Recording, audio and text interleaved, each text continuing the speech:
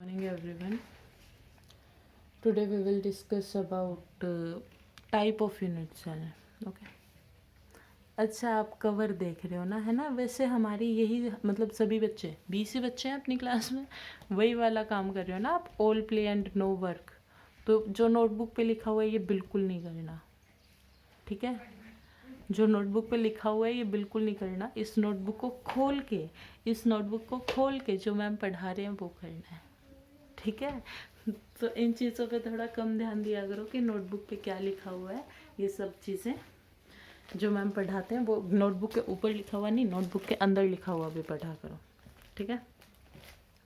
देखो, कल हमने यूनिट सेल के बारे में बात की थी।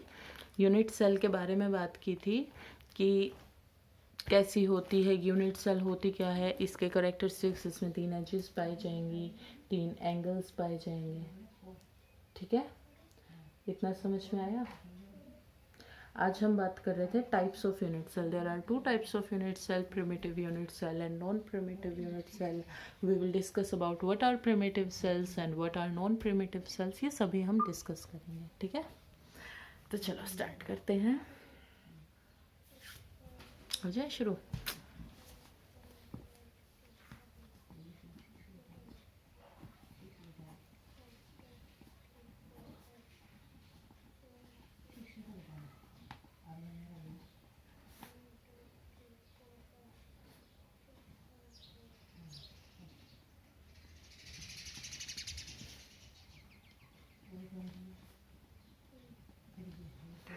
टाइप ऑफ यूनिट सेल में सबसे पहला हमारा क्या आ जाएगा?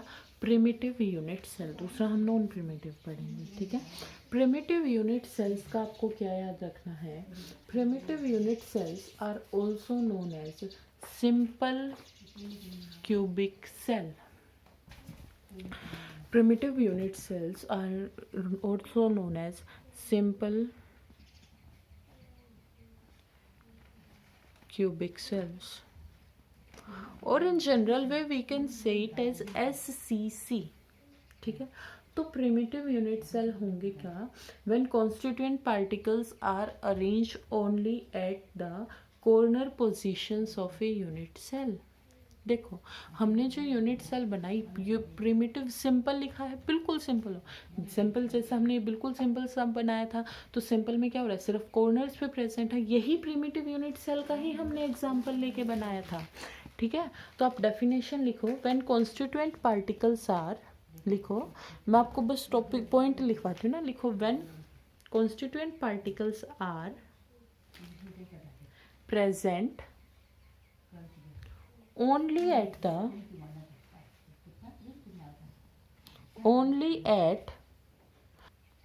present only at the corner positions, only at the corner positions of a unit cell, it is called primitive unit cell, okay? Second लिखो, सेकंड टाइप की यूनिट सेल हमारी होंगी नॉन प्रिमिटिव यूनिट सेल।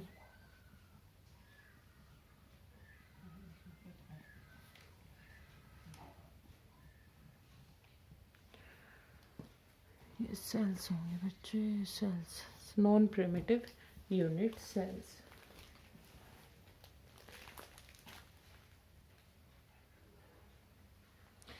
देखो, इसमें सिर्फ corner पे present थे तो वो सिंपल था। तो नॉन प्रिमिटिव में क्या होगा? कॉर्नर पे तो थे ही, अलग जगह पे और हो जाए, मतलब कि इस लैटिस में कॉर्नर के अलावा और भी बहुत सारी जगह खाली है, वहाँ पे जाके हमारा लैटिस पॉइंट बैठ जाए, उसी को क्या बोलेंगे? Non primitive unit cell. क्या लिखेंगे? लिखो, when a unit cell contain one or more constituent particles present at positions other than corners, in addition to those at corners, it is called non primitive unit cell. इसका देखो, उसका simple unit cell था, इसका नाम दूसरा होता है centred unit cell. ठीक है, तो अगर आप नहीं लिख पाए ना ये नॉन प्रिमिटिव की, तो एक बार इस वीडियो को पॉज कर करके लिख लेना। मैं फिर से बोल देती हूँ। When a unit cell contains one or more constituent particles present at positions other than corners in addition to those at corners, it is called a centered unit cell.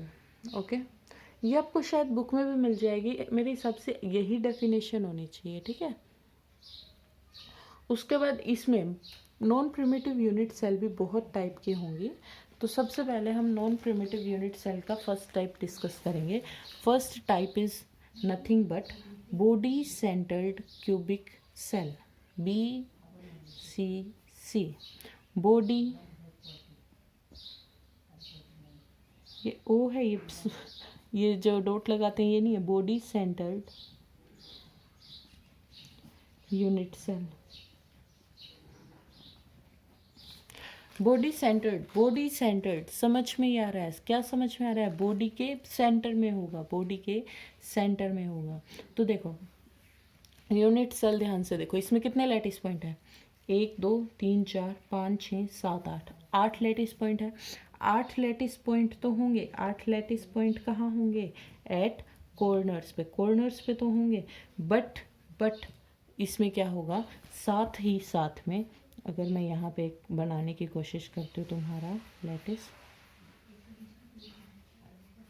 ये लैटिस बन गया। यहाँ पे हमारे एटम्स तो arrange हैं ही, यानी कि कॉर्नर्स पे तो हैं ही। एक बिल्कुल बीच में, ये जो बॉडी है, बॉडी के बिल्कुल बीचों बीच अरेंज होगा, बिल्कुल बीचों बीच।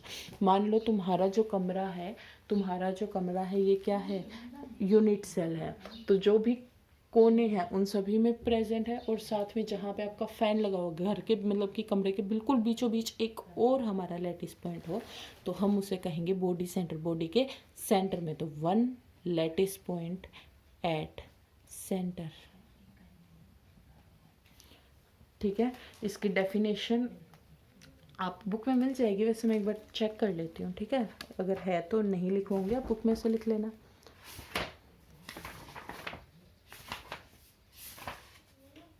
हाँ, बुक में दे रखी है पेज नंबर 9 पे। Such a unit cell contains 1 constituent particle at its body centre, मतलब कि कॉर्नर्स पे तो थे ही, उसके साथ में कहाँ मिल जाए हमें? बॉडी सेंटर पे मिल जाए। तो आप यहीं से देखो, तीनों दे रखी है डेफिनेशन, मैं आपको समझा देती हूँ। डेफिनेशन आप बुक में से लिख लेना। ठीक है, नेक्स्ट आता है हमारा फेस सेंटर्ड। सेकेंड टाइप लिखो FCC। FCC यानी कि face centred unit cell. Face centred unit, face centred पता चल रहा है। देखो हमारा जो भी क्यूब है उसके कितने फेस होते हैं? 6 फेस। क्या होते हैं? मान लो जो दीवार है हमारे कमरे की, वही तो एक आपके सामने जो दीवार है, एक आपके पीछे जो दीवार है, एक आपके लेफ्ट में दीवार देखो, एक राइट में, यानी कि कितनी 4 दीवार होगी? 4। एक ऊपर और एक नीचे, यानी कि जितने भी क्यूब होंगे इनके कितने फेसेस होते हैं? 6 फेसेस होंगे। जितने भी क्यूब्स होंगे इनके कितने फेसेस होते हैं? 6 फेसेस होंगे। तो हमें 8 लैटिस पॉइंट तो कहाँ मिलेंगे? Eight corners. 8 लैटिस पॉइंट तो हमें कॉर्नर्स पे मिलेंगे। साथ में 6 लैटिस पॉइंट कहाँ मिलेंगे? फेसेस पे, क्योंकि 6 फेसेस हैं तो उन पे 6 लैटिस पॉइंट होंगे। 6 फेसेस हैं तो उन पे कितने लैटिस पॉइंट होंगे? 6 लैटिस पॉइंट होंगे। इसको बनाऊँ मैं?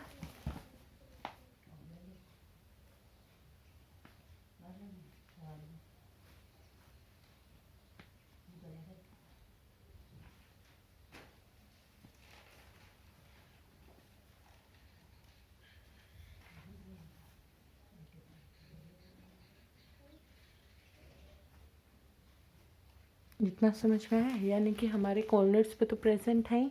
अब देखो, एक ये ऊपर वाला फेस है, देखो ये वाला ऊपर वाला फेस है, ये ऊपर वाले फेस पे 1 लैटिस पॉइंट है जी। ठीक है, ये जो साइड वाला फेस है यहाँ पे 1 लैटिस पॉइंट है। ठीक है, नीचे वाले फेस पे ये रहा लेटिस पॉइंट, और इस साइड वाले फेस पे ये रहा लेटिस पॉइंट। ऊपर नीचे दाएं बाएं सारे बना लिया। सामने वाले पे देखो, ये जो पीछे की तरफ है, इस पे यहाँ पे कुछ लेटिस पॉइंट होगा, और ये वाला जो फेस है, ये जो आगे की तरफ है, इस पे यहाँ पे लेटिस पॉइंट होगा। ठीक है, देखो ये रहा, ये रहा, यानी कि 6 लेटिस पॉइंट हमारे देखने को इसमें मिलेंगे। ठीक है, मैं इसका कैसे एग्जांपल दूं आपको, एक बार मैं कोई बॉक्स देखती हूँ।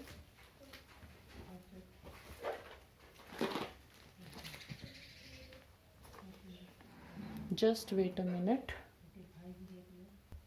बॉक्स तो मुझे अभी नहीं मिल पाया, मैं बैठी हूँ। देखो यहाँ पे एक ऊपर की तरफ, एक इसके नीचे की तरफ, एक इस फेस पे, एक इस फेस पे, एक इस फेस पे, और एक इस फेस पे। इसके अलावा क्या आपको कहीं भी इसके फेसेस दिख रहे हैं? यानी कि एक ऊपर, एक इसके जस्ट नीचे, एक सामने, एक इसके जस्ट पीछे, एक इस साइड लेफ्ट में, और एक जस्ट इसके राइट में। तो हमारे कितने लेटिस पॉइंट्स हो गए? 6 लेटिस पॉइंट हो गए। ठीक है, तो इसी को क्या बोलेंगे? Face centred unit cell. अगला देखो,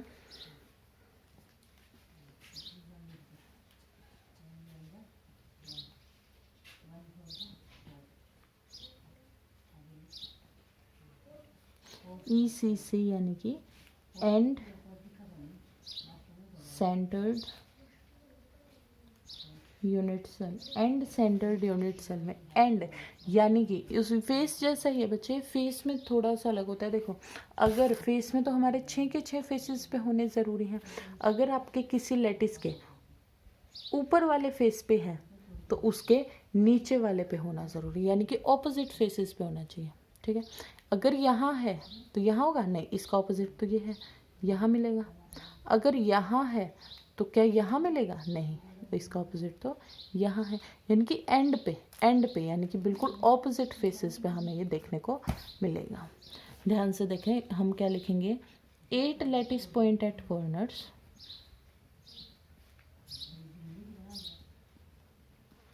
plus 2 lattice point on opposite faces. इसकी डेफिनेशन आप बुक में से लिख सकते हो। 8 लेटिस पॉइंट तो कॉर्नर पे होंगे और 2 ऑपोजिट फेसेस पे हमें देखने को मिलेंगे। इतना समझ में आया? कई हमारे वैसे काम का नहीं है, क्यूबिक में हमें कभी भी नहीं देखने को मिलेगा, फिर भी आप समझ सकते हो। एज सेंटर कई चीज़ों में देखने को आपको मिल जाता है। 4th भी पता नहीं आपके एनसीईआरटी में है या नहीं है। 4th एक बार आप लिख सकते हो, एज सेंटर्ड।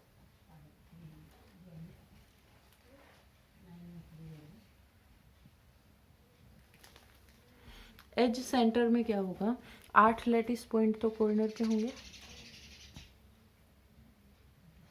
कितने एजेस होते हैं ये 7th क्लास में समझाते हैं कि क्यूब के कितने एजेस होते हैं, एजेस होते हैं। और 12 लेटिस पॉइंट आपको किस पे मिलेंगे?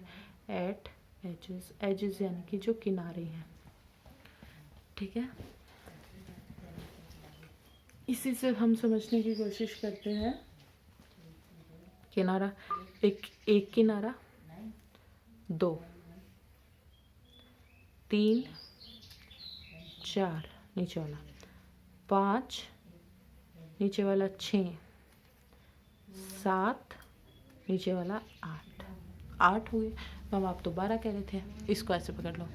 9 ये वाला, 10, 11 और 12। क्यूब में मैं आपको और अच्छे से समझा देती। अभी मेरे आसपास मुझे कोई भी ऐसा क्यूब जैसा बॉक्स दिखाई नहीं दे रहा। कल मैं ढूंढ के रखूँगी आपके लिए क्यूब का अच्छा सा बॉक्स, और फिर मैं आपको ये सारी यूनिट सेल एक बार फिर से उसमें दिखा दूँगी। ठीक है, इतना समझ में आ गया? कल बहुत कम बच्चों ने कमेंट किया है, बहुत ज़्यादा कम बच्चों ने कमेंट किए। मुझे समझ नहीं आ रहा कि ये क्या तो उन तक वीडियो पहुँची नहीं है। बहुत कम, क्या 1 या 2 ने किए होंगे मुश्किल से, तो या तो उन तक वीडियो नहीं पहुँची। ठीक है, देखती हूँ मैं, 1-2 ने कल वाली वीडियो पे कमेंट है या पहले वाली पे, मुझे देखना पड़ेगा कि कल वाली पे है या पहले वाली पे। मुझे लग रहा है कल वाली वीडियो अब तक पहुंची नहीं है, कोई बात नहीं, आज पहुंच जाएगी। आज कमेंट करना बहुत अच्छे से कि मैम हमारा इतना टॉपिक हो गया, हम इतने घंटे पढ़ते, जो भी आपको मुझसे शेयर करना है आप कर सकते हो कमेंट के through. Okay, thank you so much.